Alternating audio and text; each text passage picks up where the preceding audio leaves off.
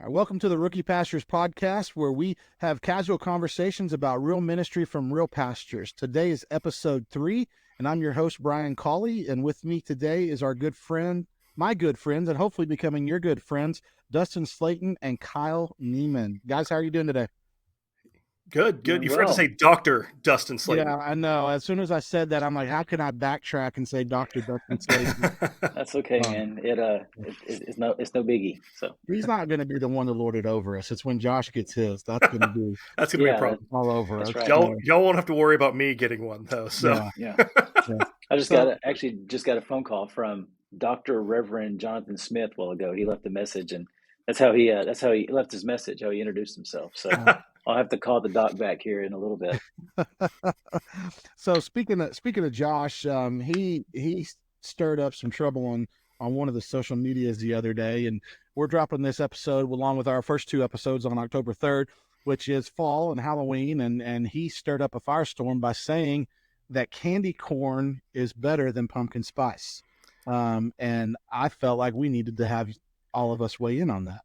yeah, one, I'm glad he's not here. And when he's not here, this is Yeah. appropriate. Yeah, We can probably bring it up to him again later, but we know his opinion. Just to kind of state that he clearly is more for pumpkin spice, or it's not pumpkin spice, more for candy corn. I just don't understand that personally. Like candy corn, I said it in reply to his post, is the lowest tier of the Halloween candies, and and I'm including Peeps in this. Like that's how much I dislike candy corn. Like Peeps is awful. Oh But man. it's just sugar covered marshmallow. But I don't get this. There are so many better um, holiday themed candies. Yeah. Yeah. Top tier being the candy cane. I like peppermint. So, Dustin, where do you weigh in on this? Yeah. What's your thoughts? Well, I think I'm going to be the minority here because, man, I love candy corn, and I make candy corn Weird. last because I eat it like you're supposed to. I eat the white, and then I bite the orange off, and then I finish up with the yellow. And but I tell you what, like my favorite way to eat candy corn is my wife will do this for me every year. She'll get a big bag of candy corn and a industrial size dry roasted peanuts, and she mixes them together in a pumpkin jar, and that's my snack. I mean, if you like payday, it's basically a handful of payday, So my and question here I would will go be: through that at least a couple times in a season. so what's the ratio of peanuts to candy corn in The perfect this ratio I mix? found is 1 candy corn and 2 peanuts. If you can get that mix, Oh, you're man, doing that really is. good. You're doing really good. Yeah. Like I would be much on the let's do 10 peanuts to 1 candy corn. I can see that, because you said it's like a payday. Yeah, it's like the part of the payday that's worthless without the caramel and the peanuts. Yeah. Like you need a lot of peanuts and a lot of caramel to make that flavor worth it. Yeah. Um, But I tell you what I do not like, and I can't stand, and I won't touch it with a 10-foot pole, is the harvest mix candy corn, the chocolate candy corn. And yeah, that's that. I don't Cal, think I've seen that. if there's a tier that's lower than candy corn, it is that chocolate candy. I don't know who I just came lump up it with all that. together. Okay. The pumpkin ones are just too much candy corn Yeah. to something that I already don't like. And Yeah. Well, but I'm also not going to sit here and say pumpkin spice is the king, because we have overdone pumpkin spice in mhm. America. It's a Well, bit ridiculous. I thought it was an odd comparison because they're 2 completely different categories. And so, like my Halloween candy of choice, I love dots, but Oh, now they're around all the time, and so I don't like them as much. But the flavored Tootsie Rolls, they'll have different flavors. It's not the chocolate, it's the different flavors. I absolutely love those and can eat those all day long. Bryan, I yeah. love how you're like it's. I'm not going to attack his opinion here. I'm Yeah. going to attack the intelligence of his argument. That's what I'm going to do. And so that's awesome. I love that Yeah, I you mean, you just took him down that way. and who Starbucks just they killed pumpkin spice, and then everybody tried to jump on the train and just give me some good peppermint. Let's just skip Halloween and go right to Christmas, and I'm good to go. So, Yeah. Um, cool. you're Cool. not wrong. You're not wrong. Yeah, I'm not wrong. I mean, there's something holy about peppermint. So, well, today we're going to talk about a great topic, something that we touched on a little bit in episode 2 when we were talking about our first year as pastor. But we're going to talk about how to establish trust, build relationships, and become your congregation's pastor. Super important. Research actually shows that you don't become the earliest you really become their pastor on average is as early as 36 months, but it usually takes about 5 years to become their pastor. So we're going to talk a little bit about that today. I think it's important. We each have different experiences and perspectives. But my first question, and Kyle, I'll start this with you because you kind of talked a little bit about it on the last episode. Why is this the first thing you need to begin working on? I mean, you can be an incredibly skilled preacher. I know you can do it. You can be incredibly skilled at preaching. You can be incredibly skilled at a lot of the various skills that go into being a pastor. But if you don't bring a relational nature to this, you're going to end up just kind of preaching and leading against a brick wall. People will follow you, sure, but almost out of obligation rather than out of someone that knows you and can feel your vision rather than just hear it from you. And there's going to be some people who are always going to be standoffish with you. That's just the nature of it. But building a relationship reminds people that you're a person and they're a person and that we're all on the same team in this together. This is not about me being the head of this church and leading with this some sort of dominance based on the title of my position. It really allows us to get to the heart of ministry, which is to make disciples and to equip them and allow them to confirm their faith and proclaim their faith. So I think relationship's essential to getting that started. Mm-hmm. Yeah, I'd agree with that. I think you asked the question, why is this the first thing you need to begin working on? And that's really the simple answer to that is because a church is not a platform or a speaking engagement, it's a people. And if you don't know the people, you don't get to know the people, and you don't become their pastor, their shepherd, then you're not gonna be around very long. And even if you are around very long, you're not gonna know the people that you're talking with. And so, before you really have an audience, I mean, like you might be like Colin, be the best preacher since Adrian Rogers, and but they're not going to hear everything you have to say. I mean, they may hear your words, but they're not going to really resonate with you as an individual until you've had that opportunity to maybe have a coffee with them, have a conversation with them, go through a season of life with them or something like that. And so beginning to develop those relationships, kind of like that bumper sticker that I saw this morning, dealing with religion. It's not about religion, it's about relationship. Well, when it comes to ministry, it's not just about preaching. It's not just about strategy. It's about relationship. Yeah. I do think there's a contextual aspect to that, though. You guys are in metropolitan areas. I'm in a rural setting, and so like in my setting, I am the Baptist church in town, and there's other churches, but I am the Baptist. So it was very, very important for me to build relations, but it was also important for me to set the culture and standard of what the preaching is going to be like, because people were coming out of curiosity, whereas in a different city setting, it's not like people were friending us and messaging us on Facebook before we even got here that don't go to the church. Welcome to Mason, all this stuff that you don't get in other places. And so there was a lot of curiosity about who we were. And so for my context, the most important thing was the relationship, but there still was that platform presence that needed to be there. Well, sure. I mean, if they don't trust your handling of the role, then that you could be their best friend in the world, but they're going to be like, but you're not the right fit here. Right. And our culture is, I get called the preacher more than I get called the pastor, because it's that small town. Well, he's the preacher. He's the preacher at First Baptist Church. I'm like, no, I'm the pastor of First Baptist. Mhm. They don't correlate what that means to be a pastor. And so there is some, there's some leeway there from the from the public perspective, but the first thing you need to be doing behind the scenes is getting with those people, building the relationships in whatever form works for you in that community. And I think we all have different ways that we've done that. So, Yeah. um, I think you know, to put it in a nutshell, I think you're from the moment you get there, you're beginning to make emotional deposits, leadership deposits in your leadership bank, and you're going to need to draw on that at some point. And so you get a lot more, you get a lot better deposits when you're personal with the people than mhm, just asking for credibility from the stage. And so, yeah, you're building your capacity to lead in the future in that first year.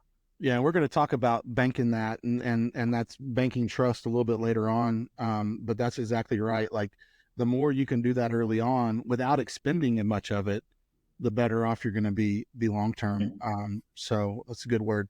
Uh, so Dustin, let me throw this to you. You and I have been at our churches exactly the same amount of time. We were Right? voted in on the same day. Yeah. Um, how do you recognize when you aren't just the pastor of the church, but you've become their pastor? It's going to be, I think that's one of those things that's going to be different for different people. And I would say that it's probably going to be different in the congregational aspect and then different in relationships with certain people. So, like, there's certain times where I have seen myself immediately become somebody's pastor because I visited them in the hospital, Mm-hmm. or I gave them a call when their parent passed away, or something like that, or came to the house. And so, when you go through a tragedy with a church member, you become their pastor. When you're there serving Yeah. them, shepherding them through that time, even if it's just stopping by and praying with them, giving them a call, something like that. And to each, depending on their personality, how you minister to them. That says, I think that's one way that you instantly become somebody's pastor. With the church as a whole, I think that it takes time. Like you said, it takes over 3 years to 5 years. Some people say 7 years.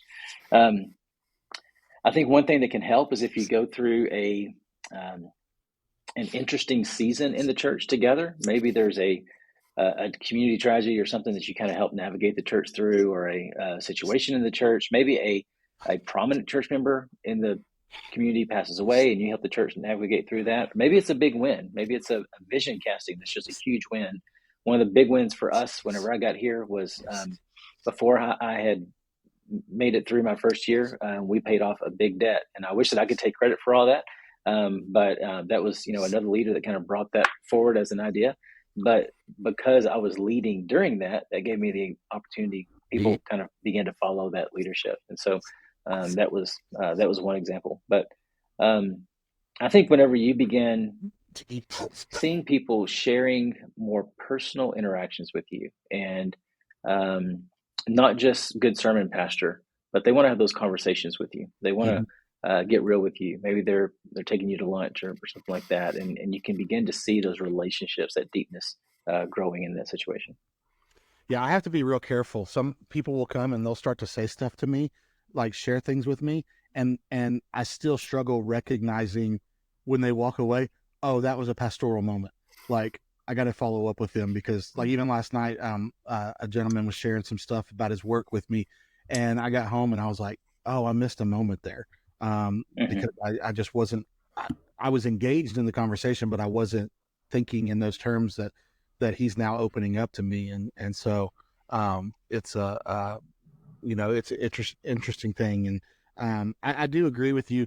Walking through tragedy, for one of my favorite things to do in ministry is hospital visits, and I'm not good at going to people's homes, and sitting in their front in their living room, especially little old ladies. That's just not something that I'm good at.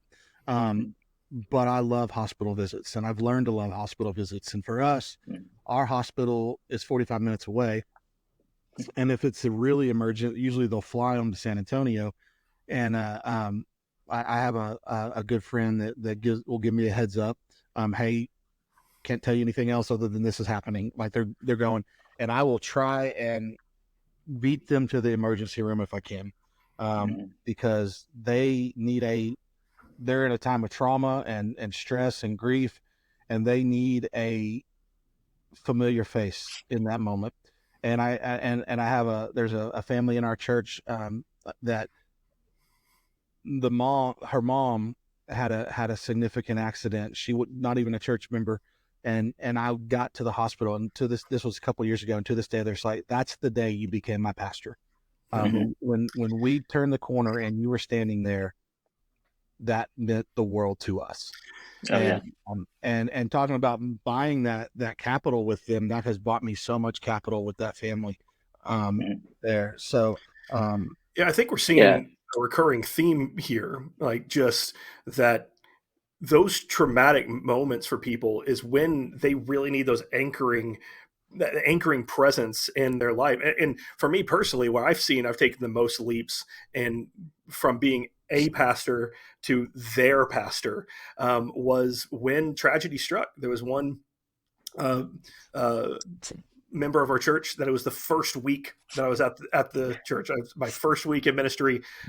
Her ex-husband, who was also a member of the church, he went into the hospital, and it was going to lead to the end of his life. And it was pretty clear that it was that significant. I was thrown into the fire very quickly, but for her, I was her pastor very quickly. For our church as a whole, we had a time where we lost 2 members and that were big leaders in our church in very close succession. And I took a significant amount of time at the beginning of our service one Sunday to be like, recognize the trauma that our church was going through. And in that moment, for so many of our church, it was very clear that I switched from being the pastor of the church to their pastor.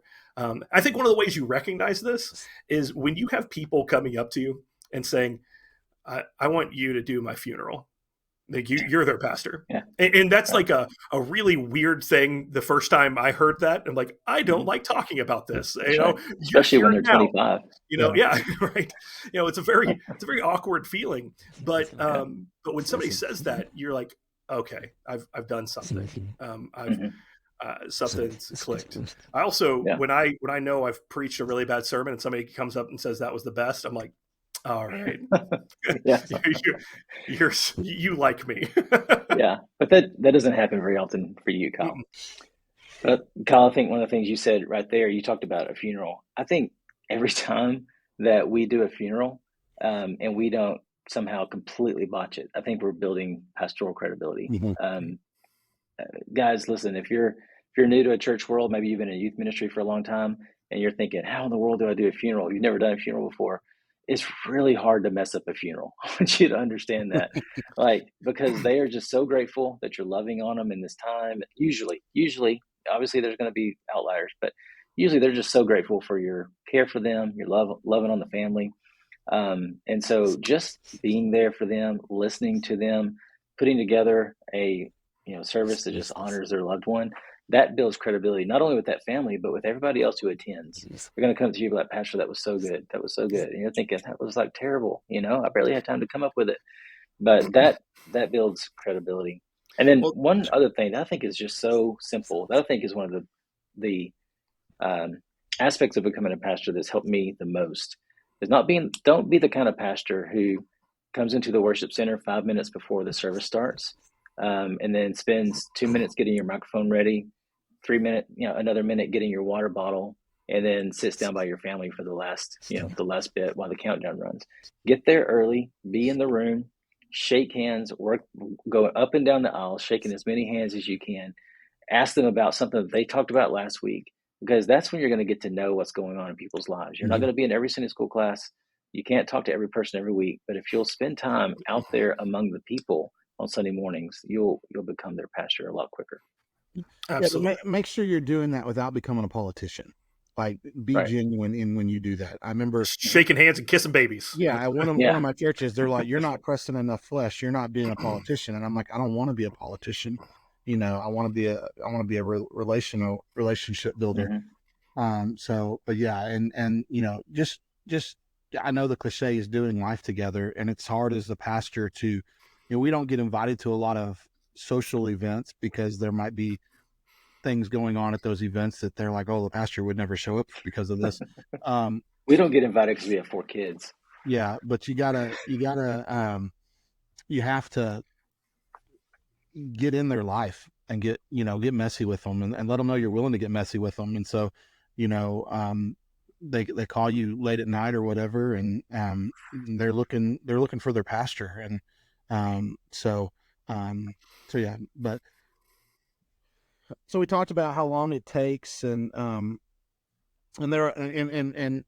think we've seen it can be sped up. I know for me, not just tragedy, but big events happen.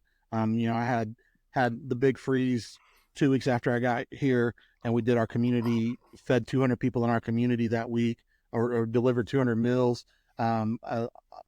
We had a big power outage a couple years in that my leadership was shown. That sped it up for us. But I also realized that there's some people in my church that the entire time I will be here as the pastor of this church, I will never become their pastor. So how do you maintain patience and encouragement while the process is working to become not only the congregation's pastor, but each individual person's pastor? I would say continue. You need to pastor everybody, not necessarily the same, but have a willingness to pastor everybody, no matter how much they respond to you. When I think back to my time at my previous church, I was a campus pastor. Whenever I came in, one of the things, there's a couple of sweet ladies on the search team, and they, from the beginning, in the interview, were telling me how wonderful the previous pastor was at coming to their house and spending all morning there and just talking and all that kind of stuff. And I kind of told them in there, I was like, well, I probably won't be that way, like that's just not me. No. I'm not gonna spend 4 hours. I can't spend 4 hours, every week visiting different people. That's just my personality. But they loved the previous pastor because of that pastoral care, and that was fantastic. And I heard about it all the time. They would go visit him at his new place and all kinds of stuff. But there came a point where I went to, one of their daughters passed away, and I went to that funeral, and they were not expecting it. It's kind of a long drive. And from that point on, I became their pastor. And I wasn't trying to, it's not like I was really, I gotta displace the old guy. It was nothing like that. But I was just trying to love on them and just care for them, be there for them. And when they were ready, they made that transition to where I got to become the pastor. And now, we still keep up now and then on Facebook official, and we've got some inside jokes, all that kind of stuff. But it took a little bit of time. Dustin, I want to piggyback on that real quick before Kyle jumps in. I have a similar situation, and I think a good piece of advice in your first 2 years, as you're trying to establish yourself as a pastor, if there is a close death in the family and it's within a half a day's drive for the funeral, do everything you can to go.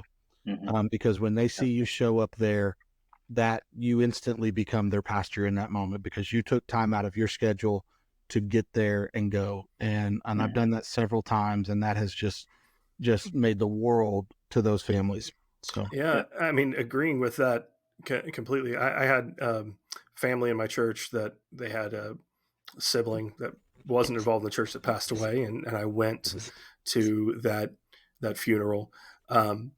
Months later, the same couple had another sibling, I think, pass away, and I wasn't able to make it to that one. And they weren't upset, but they noticed, and even made mention of, I kind of thought you might be there. Not a big deal, just thought you might be there. And I know they weren't sitting there like seething about me, partially because I had built up the trust beforehand. But they noticed, and you can argue all day. Is that fair? Like, I can't be at everything. You could argue that all day, but at the same time, you have to be you have to recognize people notice when you are or aren't there in the moments they need you, the moments that are important to them. And you're not going to be able to be at everything. But if I had came in that Sunday and said, "Hey, I'm sorry I wasn't able to make the funeral. How did everything go? How are you doing?" That makes a big difference, because I heard and acknowledged. So that's another thing you can do if you can't be at everything. Well, work really hard to remember those important moments. And what I was going to say, how do we maintain that relationship as we're establishing, the close connections with people in our church? I come back to us having to remember what it means to be a pastor, and that's to be a shepherd. If we are doing that, if we are shepherding people and doing that faithfully and as with a passion of our calling, we're going to be in good shape. I think what happens is, I don't know if you've ever seen this on social media. It kind of frustrates me. Some people who are antagonistic towards the church will post something like, "Where's the word pastor in the Bible anywhere? Can you find the word pastor in there?" Like, okay, listen, depending on what translation you're reading, you might not see the literal word pastor here or there, but the word shepherd is, know, and that's what we are called to be. And that's where that's the root of that word, pastor. And so my whole thing is, if we are putting that role of being pastor first, rather than being administrator, rather than being excellent preacher, teacher even, but the shepherding first, we're going to be in good shape in building those relationships and maintaining those relationships. You mentioned something I think is really important, is the fact that you can't be at everything. And if you're a new pastor, especially probably, I'm at a little bit larger church than you guys. And so there's probably a little bit less expectation of me being at everything, because I think our people understand that there's just so many people and there's a lot of things going on. I can't be at all of it. It's harder for you guys because you kind of literally do know almost probably everybody in your church and understand and know what's going on. And so there's more pressure on somebody like you. But I think I think especially young pastors, maybe those who are in a smaller church especially, I want you to know you have the freedom to not have to be at everything. And what Kyle was saying is really important, is communicating on the front end and catching up on the back end will do a whole lot of the same things that would have happened if you had been there in person. So I've got 4 kids and they're all in different sports and stuff. So there's been funerals where the funeral's on a Saturday and I'm like, look, I coach track. I'm a homeschooled, track team. I can't be there.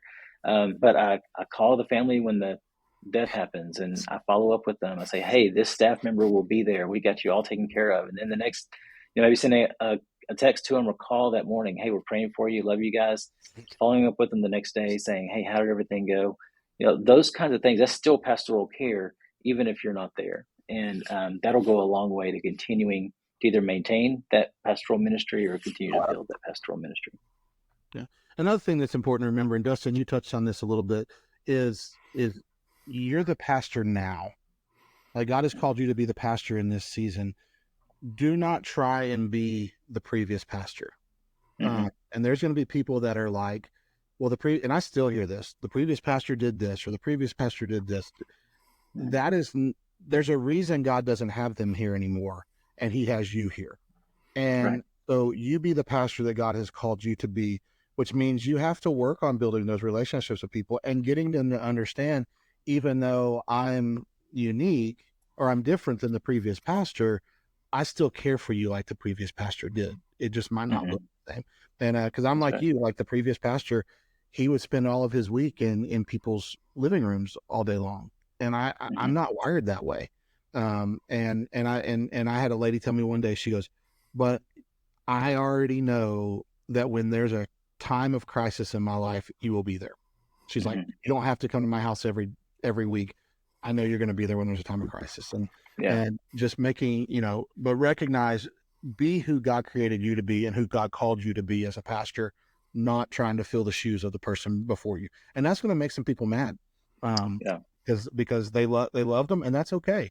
You just don't let that influence you. So, well, Yeah, and if you're one of those guys where you're following a beloved pastor or a pastor who is just excellent at pastoral care, and you hear about it all the time, don't let that be a discouragement to you. And trust me, you will never win any kind of points trying to bring that pastor down in the other people's eyes. Celebrate what he did.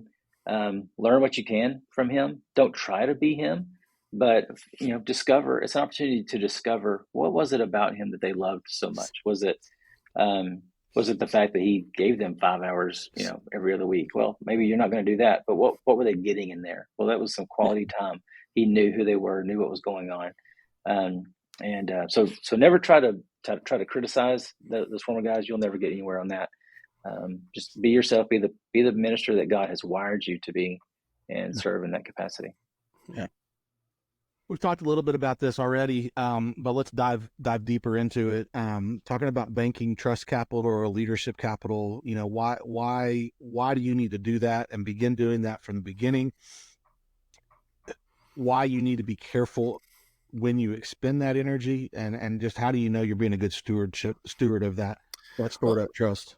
Well, if I can, if someone listening to this isn't familiar with what we're talking about, we're talking about when you do certain things for the relationships in your church, it fills a tank in a sense of trust. And you see that in any relationship, right?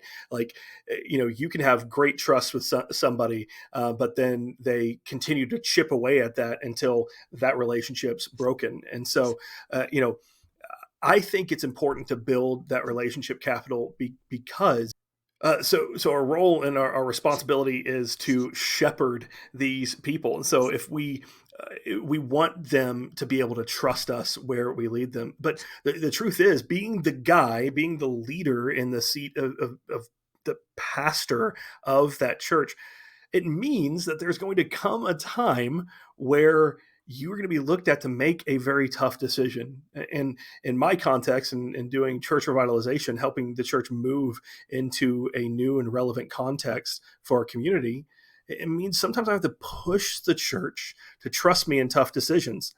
I cannot do that successfully if I have not been their pastor where they are now.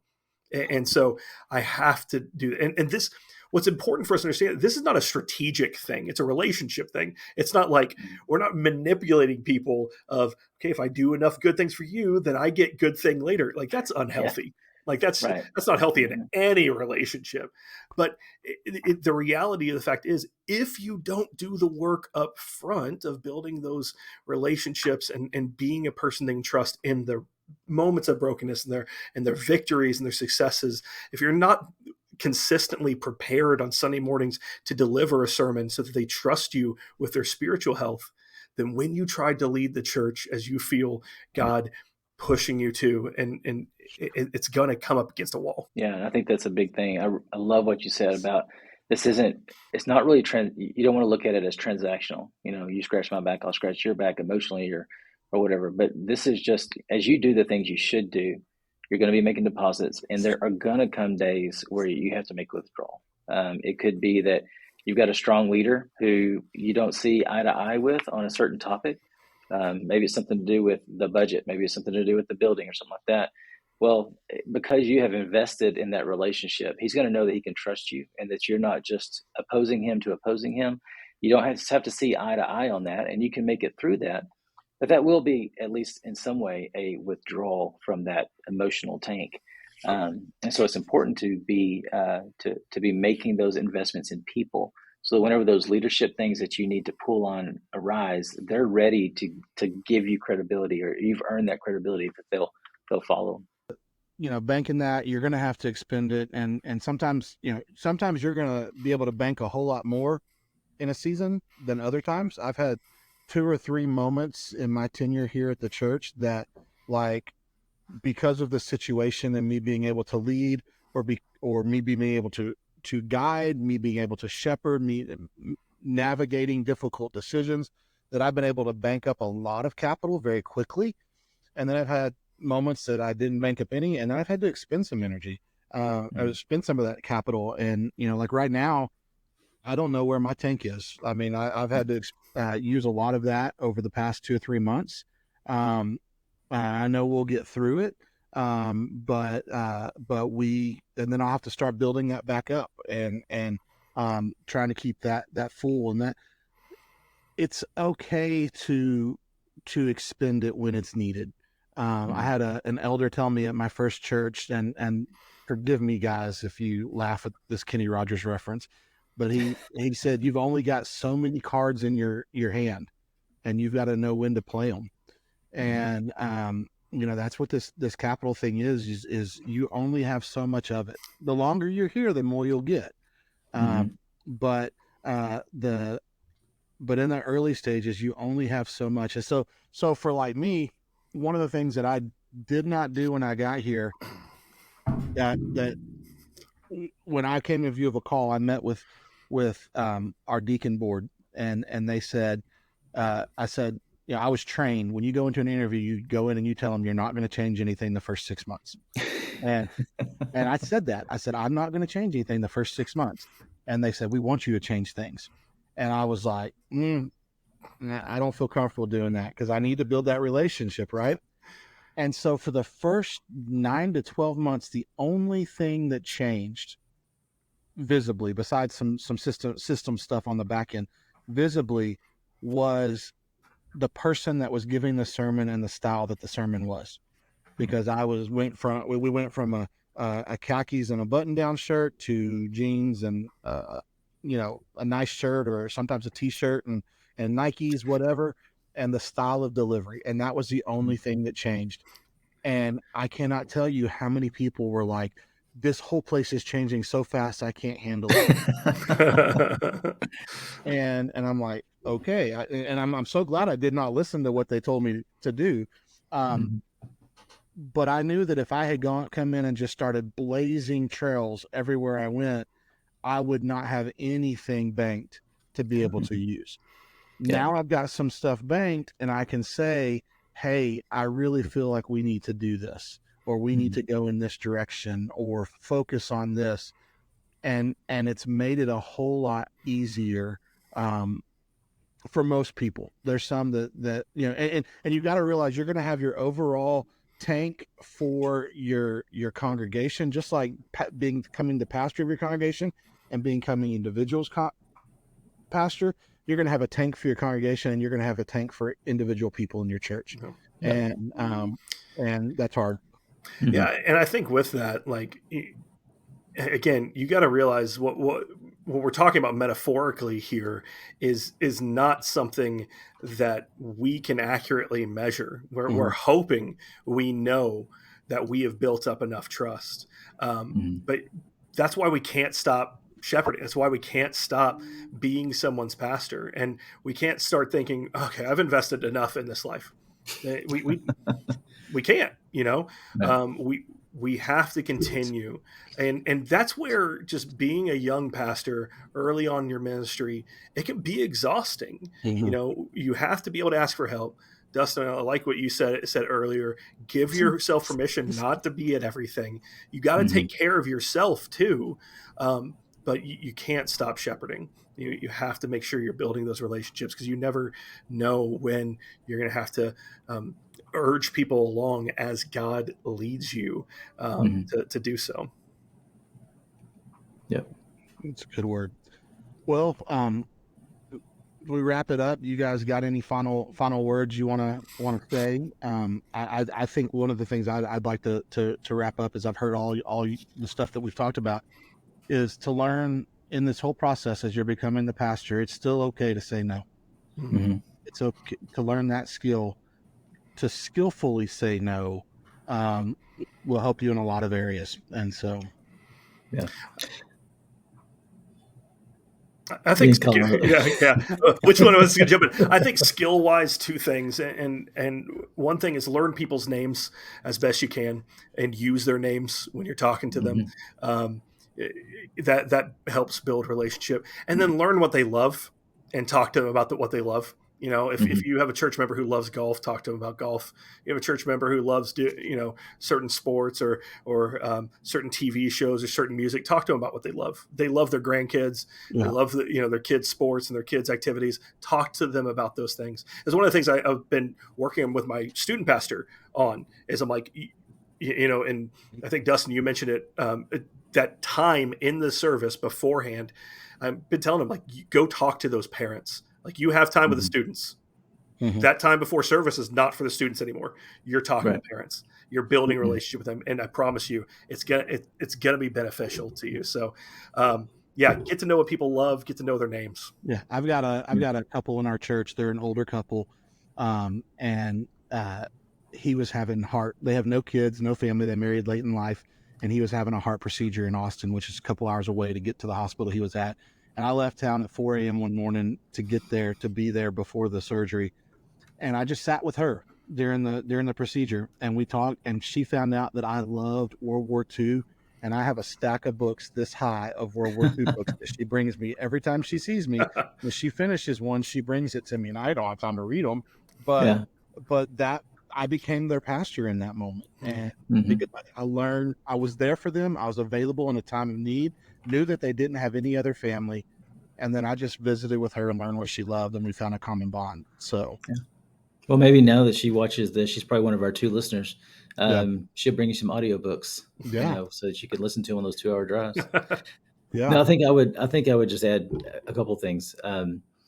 Number one of the best ways to improve your preaching is to shepherd your people. That's good. They hear you a whole lot clearer, a whole lot louder, and accept your message, obviously through the power of the Spirit, accept it into their lives a whole lot more willingly if you have invested in their lives and if you know who they are. So improve your preaching by knowing your people. And then second, just talking about, as y'all were talking about, or we were all talking about, that emotional investments, don't waste it on stupid stuff.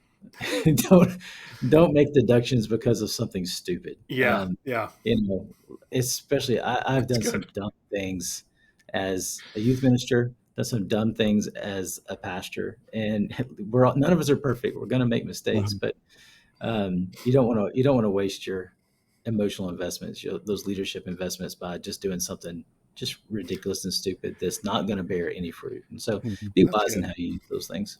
And Dustin, the more you shepherd your people and get to know your people so that they can hear your message better, the more they get to know you, which allows you to be more vulnerable and real and transparent. And you don't have to share everything, but they know, like, I've got people that have come up to me. I've had a hard couple of weeks, and they're like, we know something's going on.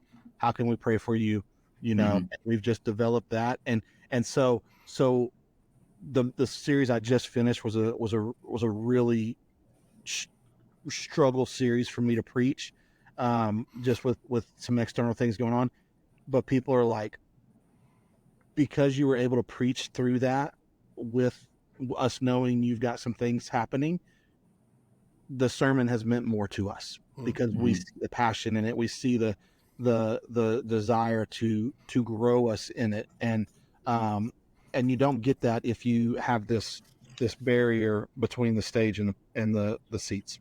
And I almost said pews because we have pews, but does. So before you know it, your people will be coming up to you and saying, "Man, you're almost as good as Colin Neiman. Your preaching's really gotten better." Here's the deal.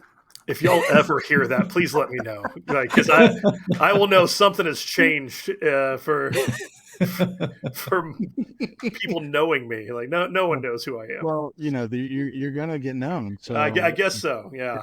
So, well, guys, this has been a great conversation, and I've loved and appreciated all the input and thought that you've given today. And my hope is that if you're out there listening, that this has been encouraging to you.